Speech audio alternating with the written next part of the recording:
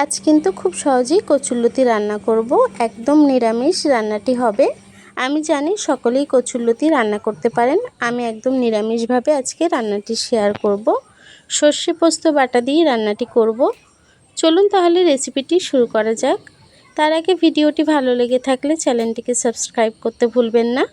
চলুন তাহলে রেসিপিটি শুরু করা যাক। রান্নাটি করার জন্য প্রথমে একটি কড়াই বসিয়ে নিয়েছি। কড়াইটি গরম হয়ে গেছে, সামান্য একটু তেল দিয়ে দেব। তেলটি কিন্তু খুব ভালোভাবে গরম হয়ে গেছে। একটু কালো জিরে দিয়ে দেব তেলের ওপরে। দিয়ে দেব কয়েকটা কাঁচা লঙ্কা, ঝালটা যেমন পছন্দ করেন সে অনুযায়ী দেবেন। এখন কালো জিরে আর লঙ্কাটিকে আমি একটু ভেজে নিয়েছি। এখন কচুরলতিটি দিয়ে দেব।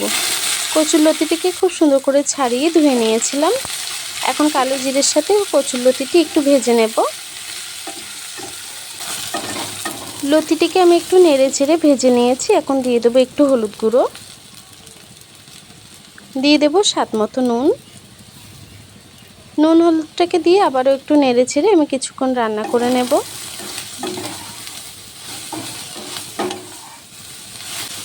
লতিটিকে খুব ভালোভাবে একটু নেড়ে চেড়ে আমি রান্না করে নিয়েছি। এখন সর্ষে আর পোস্ত বাটাটি দিয়ে দেব।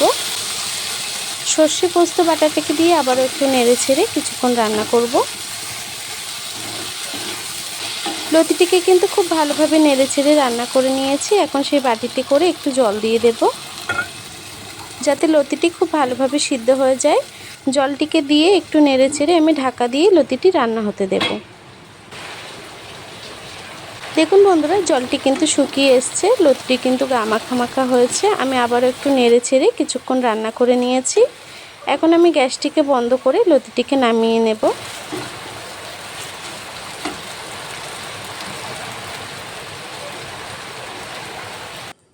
দেখুন বন্ধুরা, চটজলদি কিন্তু আমার এই লতি রান্নাটি হয়ে গেল। আপনাদের এই সিম্পল রেসিপিটি কেমন লেগেছে কমেন্ট বক্সে জানাতে ভুলবেন না।